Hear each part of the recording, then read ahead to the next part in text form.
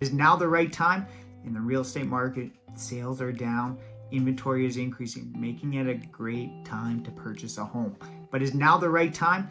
In this video, we're going to go over the October statistics. I know what you're saying. There's not a whole lot to look at in the real estate market, and statistics can be boring.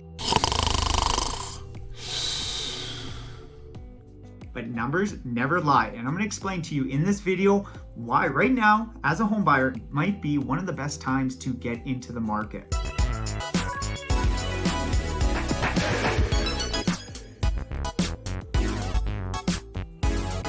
Hey everybody, it's Mark here with Selling Kelowna Real Estate Group. Whether you're looking to buy, sell, invest, relocate here to the Okanagan, we are here to help you through the whole process. We look at the real estate market on a daily basis, and we're going to help you navigate this tricky time of high interest rates.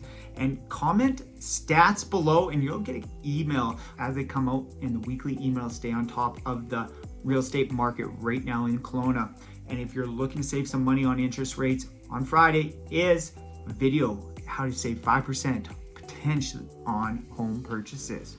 All right, so without further ado, we're just going to jump right into the real estate statistics for October of 2023. And I know there wasn't a whole lot going on in the real estate market. We were able to put a couple deals under the belt, but it's definitely been a slower time and then normal for this time of year. And as we're looking at it, normally it's a seasonal slowdown where we're starting to see homes and listings being taken off the market. But this year is something different. It's not feeling the same. It's because the inventory is increasing. We've seen inventory increase from what it was last month.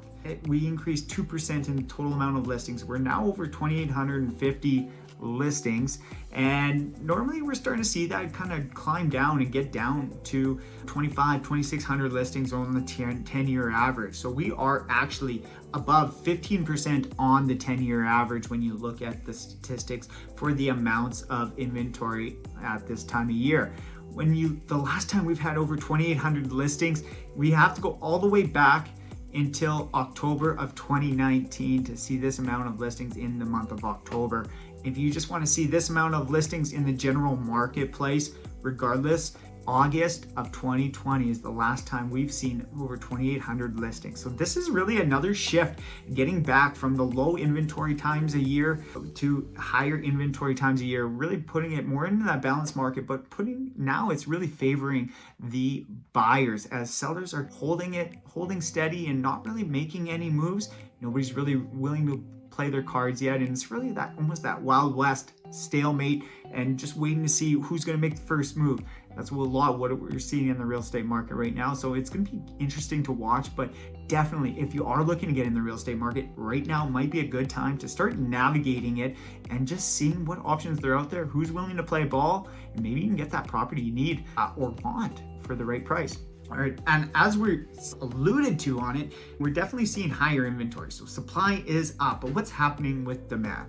When we're looking at demand, the short-term demand, and this is really what's happening right now in the market, we had 256 solds in October of 2023 so far, and which is down 6% from what it was last month. So we are down 6%, not on the year over year, but on the month over month, which is a big deal.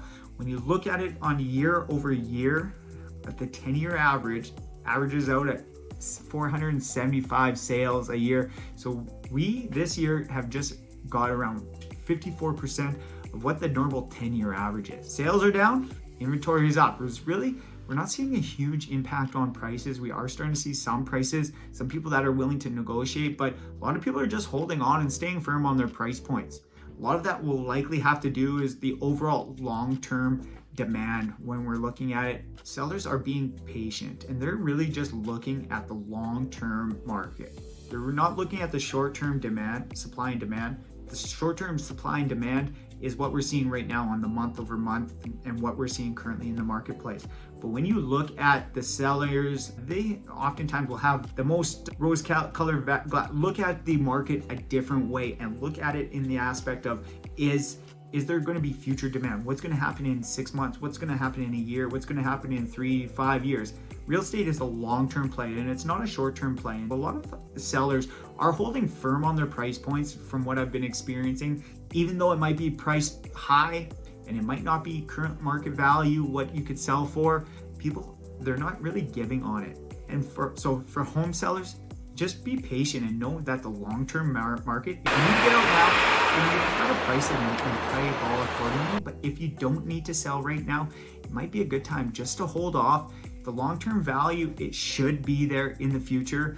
When we look at it, the city of Kelowna was able to convince the federal government to the tune of $31.5 million that we need more supply in the marketplace. So if that doesn't signal the long-term demand in the region, I don't know what else will. To convince the government to put out $31 million, that must say something to what's going to happen here in the future. They're predicting 950 homes to be fast-tracked for the next year over year for the next 3 years, and then 20,000 in the next 10 years.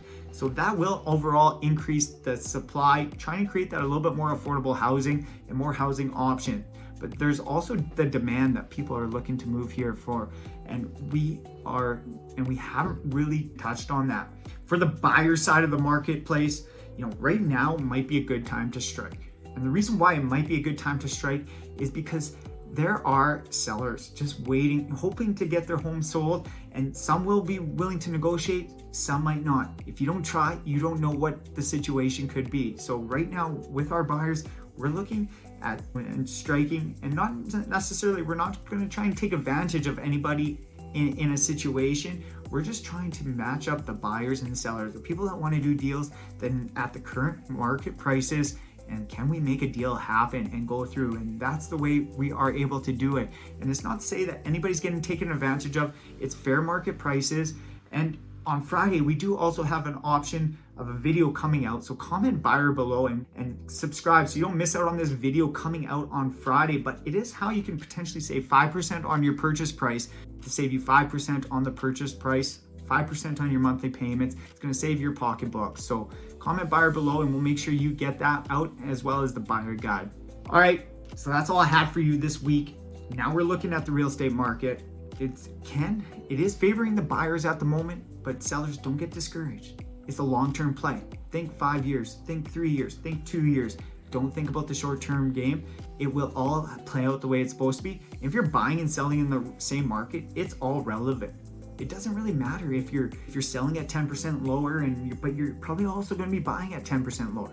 So that's a situation where we weigh out your buys first. We figure out where you're going to purchase, what you can get it around, and we figure that out.